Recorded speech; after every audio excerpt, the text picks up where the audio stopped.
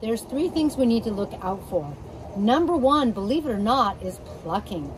You can see that fortunately, Gaia Bliss doesn't pluck. Let's see if we can get, oh, look at that. Hello, girl. Oh, let's try doing it this way. Gaia Bliss plays with my plastic rattan, but she doesn't pluck her feathers. And that's a good thing. Unfortunately, when parrots pluck, and this is definitely true of African greys, if they pluck for a month, they probably won't stop plucking. The biggest problem when they don't stop plucking is that when they run out of feathers, they often tend to bite their own skin. This is sort of a notorious thing that can happen, especially with cockatoos, but any parrot that plucks, and African greys are prone to it. And when they bite at their skin, they can cut themselves, injure themselves, causing infections. And so that ends up really causing their demise.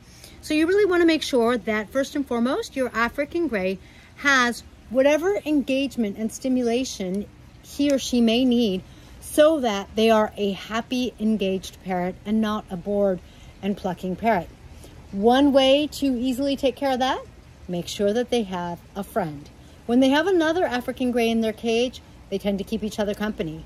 They may not sit side by side and constantly chitter-chatter with each other, but just having that companionship, it actually means a lot. And that's kind of the way they are. They aren't necessarily lovey-dovey. So having another one is really going to help. And there's nothing better than having another one in the same cage.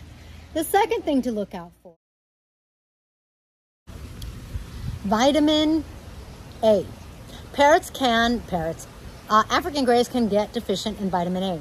It doesn't look pretty. And it's certainly not good for them. When they are deficient in vitamin A, that means that they need maybe some more carrots, sweet potato, spinach.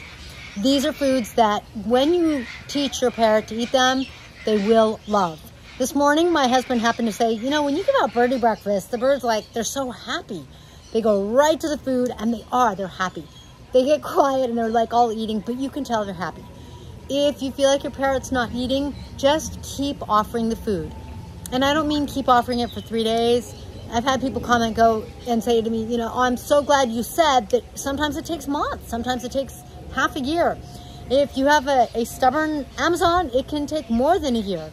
So just be consistent. I don't want you to waste the food. If your parrot is not paying attention to the food, if you put some fresh vegetables in the cage and your parrot's doing what she's doing, not even acknowledging them, just put a little bit in. Just a little. At some point, they will start to kind of look at it. They'll come, they'll check it out. As they do that, you know, you can offer different things. You can offer a little bit more and try to increase it. But even if it's a little, make sure you offer those fresh foods. Now, the next thing that they can be deficient in is calcium. And for that, we want leafy greens. Leafy greens like kale, spinach, or bok choy.